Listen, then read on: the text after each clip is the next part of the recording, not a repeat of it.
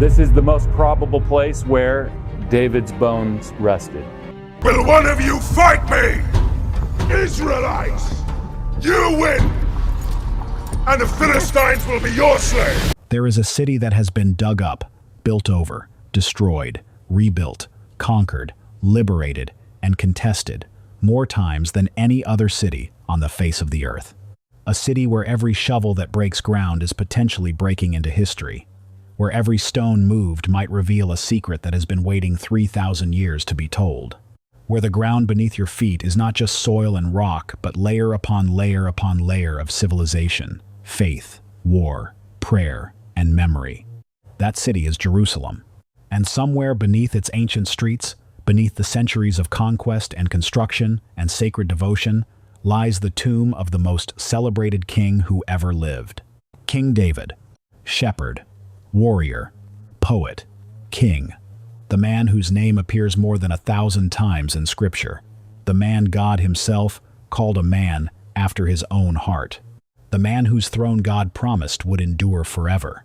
Where is he buried? That question has driven archaeologists, pilgrims, scholars, and believers for centuries. And the search for his tomb has produced discoveries so extraordinary, so unexpected, and so deeply connected to the biblical record that the world is still catching up with what has been found. Today, we are going underground into the most ancient part of Jerusalem, and we are going to find out what is down there. Before we follow the archaeologists underground, we need to understand who we are looking for. Because David is not simply a historical figure, he is the heartbeat of the entire Old Testament narrative.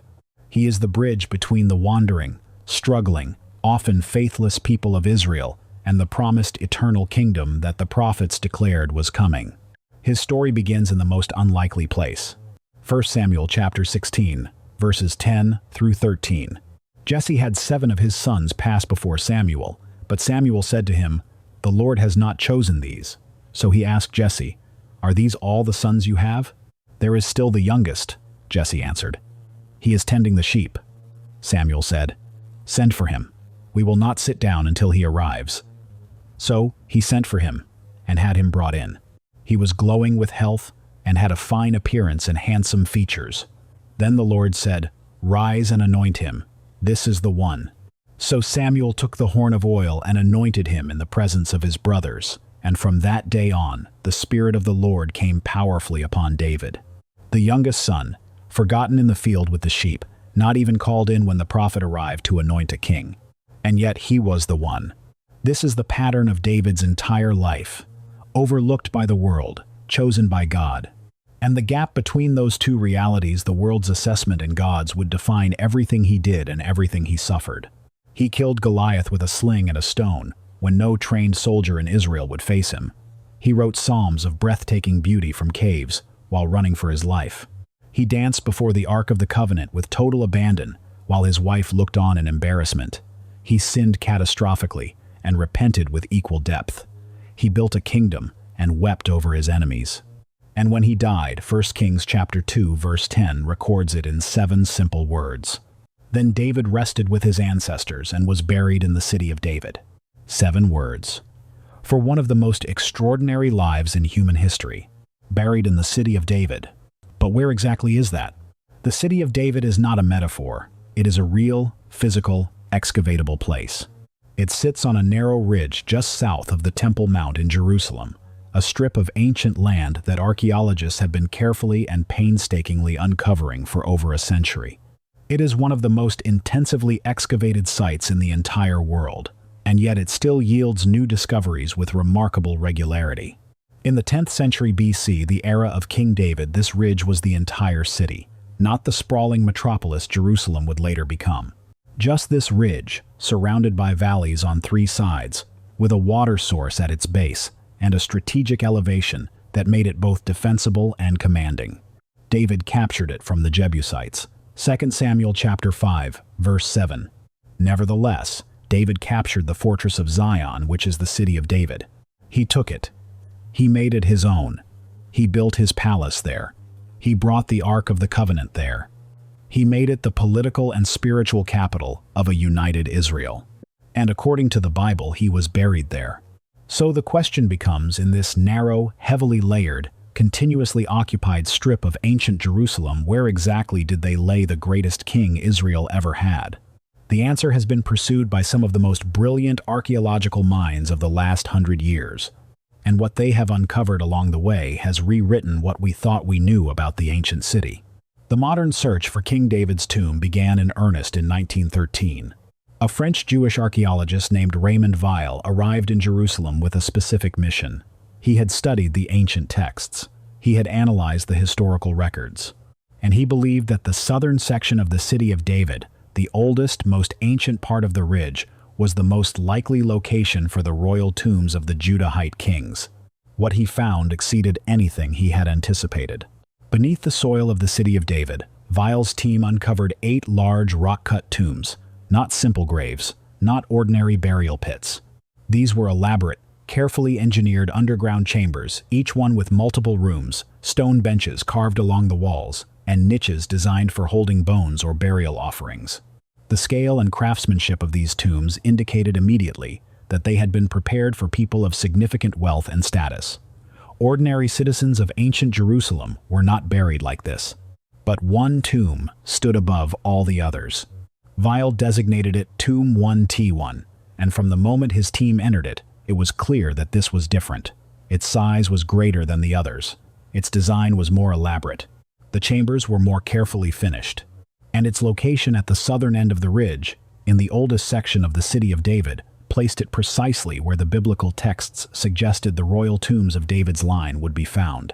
Inside the tombs, Weil's team discovered inscriptions etched into the walls, Greek letters, some still bearing traces of ancient paint.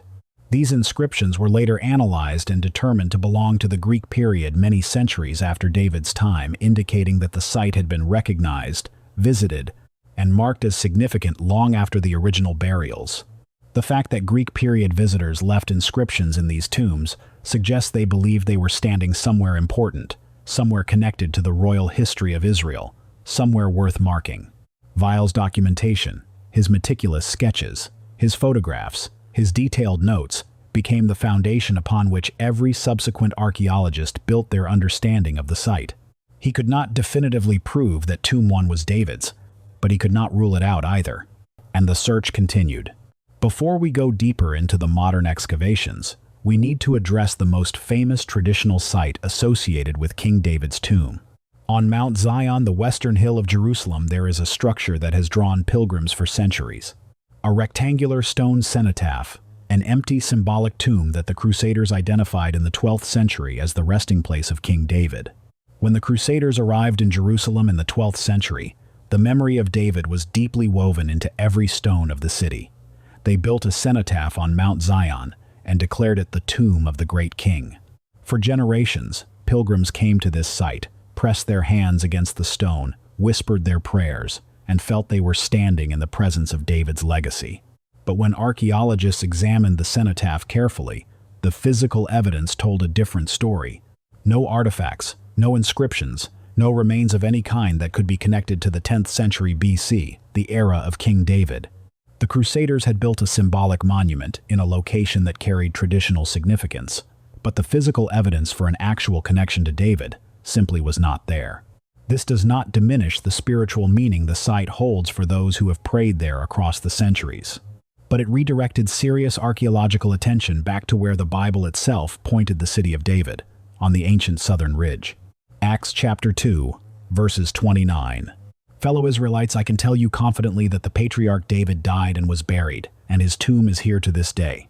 The apostle Peter spoke those words in Jerusalem on the day of Pentecost, standing in the city, speaking to people who lived there, referring to a tomb they could presumably visit. The tomb was real. It was known. It was there. And the city of David is where the evidence points. The next major breakthrough came in the 1980s, when Israeli archaeologist Dr. Gabriel Barkay turned his attention to the area directly beneath the Crusader cenotaph on Mount Zion. Barkay was not content with the traditional identification. He wanted to know what was actually beneath the centuries of accumulated history. And so he began to excavate carefully, systematically, removing layer after layer of soil and debris from around the ancient structure. What his team uncovered stopped them in their tracks. Beneath the cenotaph, carved into the bedrock itself, was a hidden staircase. It descended into the earth at an angle leading downward to a chamber that had been sealed and undisturbed for thousands of years. The moment the seal was broken and the chamber entered, Barquet's team knew they were somewhere significant. Inside the chamber, they found pottery. Not just any pottery, carefully shaped. Expertly fired pottery, consistent with the First Temple period. The First Temple period in Jerusalem lasted from approximately the 10th to the 6th centuries BC, a time frame that includes the reign of King David, his son Solomon, and the long line of Judahite kings that followed them. Along with the pottery, the team found stone tools and fragments of storage jars. Every artifact was consistent with objects used by the ruling families of Jerusalem during that era. The chamber itself, with its stone walls, its low ceiling, its careful construction, had the character of a space built for something of lasting importance. Either storage of significant items or burial of significant people. Barquet documented everything. Photographs, measurements, detailed sketches. The artifacts were analyzed, using archaeological dating techniques that confirmed their First Temple period origin. The chamber and its contents did not conclusively prove that David himself was buried beneath Mount Zion, but they provided the first detailed physical evidence that the area had been actively used by Jerusalem's ruling families during precisely the era the Bible describes. The search was getting warmer. The most significant development in the modern search came between 2005 and 2007, when Dr. Eilat Mazar, an Israeli archaeologist and granddaughter of the legendary Benjamin Mazar, began a major excavation in the city of David. Eilat Mazar had grown up surrounded by archaeology. She had spent her childhood listening to stories of ancient Jerusalem, absorbing her grandfather's passion for uncovering the past. And she had developed a specific, focused conviction that the biblical texts, read carefully and taken seriously, could guide excavation toward extraordinary discoveries. Her method was straightforward. Read the Bible, follow what it says, dig where it points. 2 Samuel chapter 5, verse 11 describes David receiving cedar wood from Hiram, king of Tyre, and using it to build a palace in the city of David. The text places the palace in a specific part of the ridge above the terraces, at a commanding elevation. Mazar identified the area described and began to dig. What she uncovered was breathtaking. Massive stone walls, some of them enormous, built with stones so large that their construction would have required significant organization, significant resources, and significant authority to command. The walls were not the work of ordinary citizens. They were the work of a state. Working under the hot Jerusalem sun, her team carefully removed soil and debris from around these walls, documenting every layer, every stone, every artifact. They found pottery from the early Iron Age, the period corresponding to the 10th century BC, the era of King David. They found seal impressions, small clay seals, bearing names known from biblical texts connected to the time of the prophet Jeremiah, indicating that the site had been in continuous use by Jerusalem's royal administration across centuries. They found the largest pottery vessels ever discovered in Jerusalem, enormous storage jars crushed on the original floor layer, preserved exactly where they had fallen. Mazar proposed that what she had uncovered was the large stone structure, the remains of King David's palace. The biblical description of the palace's location matched. The scale of the construction matched. The dating of the earliest artifacts matched. The scholarly debate that followed was intense. Some archaeologists found her interpretation compelling, pointing to the massive walls, the location, and the pottery as strong supporting evidence. Others raised questions about the complexity of the site, where walls from different periods were layered over one another, making it difficult to be certain which walls belonged to which era. But even those who questioned the palace identification agreed on one thing: something monumental had stood here during the 10th century BC. Something built by people with royal resources and royal ambition. And somewhere in this same area, in the ground that Mazar and Weil and Barquet had spent their careers uncovering the Bible, says David rests. Throughout the centuries of searching, the biblical texts have remained the most consistent and detailed source of information about where David was buried and what his tomb was like. 1 Kings chapter 2, verse 10 establishes the location, the city of David. 1 Kings chapter 11, verse 43 tells us that Solomon, David's son, was also buried in the city of David. establishing a royal burial tradition that continued for generations. 1 Kings chapter 14, verse 31. 1 Kings chapter 15, verse 8. Again and again, the kings of Judah are recorded as being buried in the city of David, with David himself. This means the royal tombs of Jerusalem were not scattered across the landscape. They were concentrated in one specific location, the ancient ridge that archaeologists have been excavating for over a century. And the tombs were not forgotten. They were known, visited, referenced. Nehemiah chapter 3, verse 16, written centuries after David's death, mentions the artificial pool and the house of the warriors in the context of repairs made near the tombs of David. The tombs were still identifiable landmarks in Nehemiah's day. And then in the 1st century AD, the Apostle Peter stood in Jerusalem on the day of Pentecost and made that remarkable declaration. Acts chapter 2, verse 29. Fellow Israelites, I can tell you confidently that the patriarch David died and was buried, and his tomb is here to this day. His tomb is here to this day. Peter said this to a crowd of Jerusalem residents. He said it with confidence. He said it as a known fact that his audience could verify. The tomb was not lost in Peter's time. It was there, in Jerusalem, in the city of David. What happened to it in the centuries that followed, through the destruction of Jerusalem in 70 AD, through the Roman rebuilding of the city, through earthquake and conquest and fire, is part of the mystery that modern archaeology is still working to resolve. But the biblical testimony is consistent and clear. The tomb is real. It is in the city of David. And the physical evidence being uncovered in that ancient ridge is steadily building a picture that aligns with everything Scripture describes. There is something deeply moving about the centuries-long search for King David's tomb. Because what drives it, what has sent archaeologist after archaeologist into the ground, season after season, in the heat of the Jerusalem summer, is not simply academic curiosity. It is the hunger to touch something real, to stand in a place where history and faith and the physical world converge, to find evidence that the stories are not just stories, that the king who wrote the Psalms was a real man who lived and breathed and died and was laid in real ground in a real city. And in that hunger, there is something profoundly human that connects us all to David himself. Because David's entire faith was built on exactly this kind of longing, the longing to be close to God, to experience his presence, not as an abstract idea, but as a living reality. Psalm chapter 27, verses 4 and 5. One thing I ask from the Lord, this only do I seek, that I may dwell in the house of the Lord all the days of my life, to gaze on the beauty of the Lord and to seek him in his temple. For in the day of trouble he will keep me safe in his dwelling. He will hide me in the shelter of his sacred tent and set me high upon a rock. One thing I ask. David was a king. He had armies and palaces and treasuries and the adoration of a nation. And the one thing he asked for, the singular desire of his heart, was to dwell in the house of the Lord, to be close to God, to seek him, to gaze upon his beauty. The search for David's tomb is in many ways a reflection of that same longing reaching back across the centuries, the longing to be close to something true, to stand where history was made and faith was tested and God was present. And God honors that longing.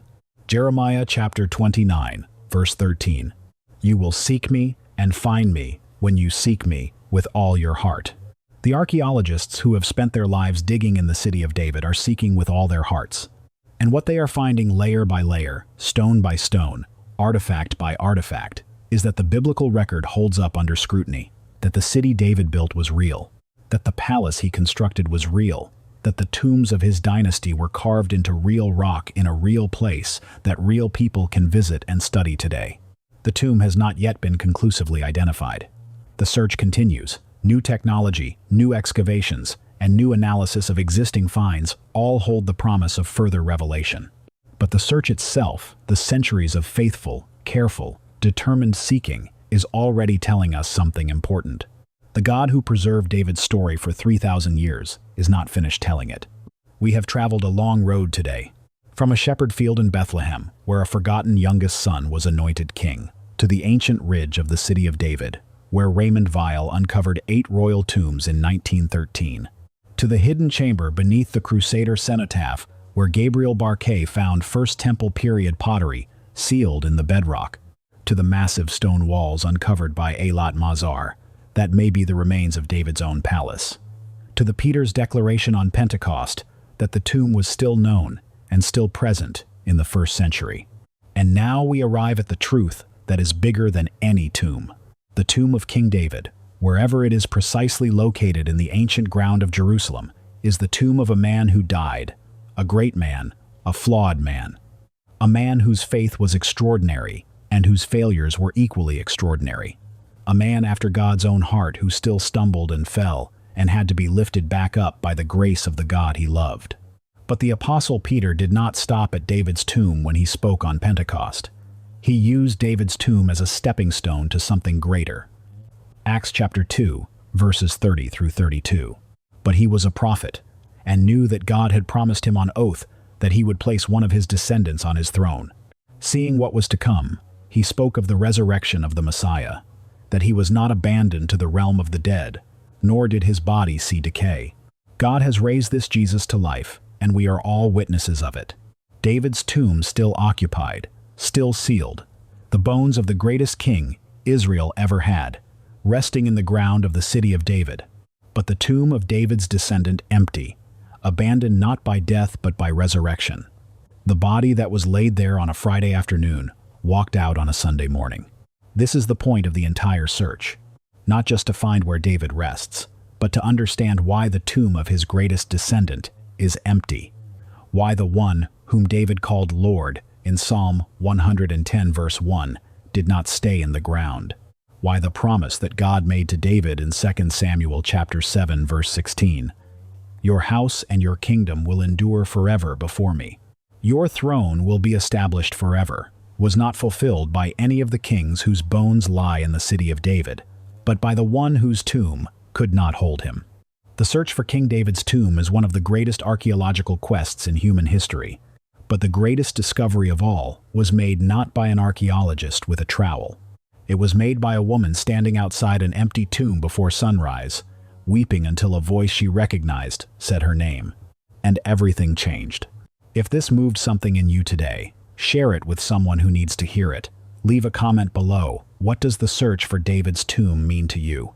And do you believe the greatest tomb of all was really found empty?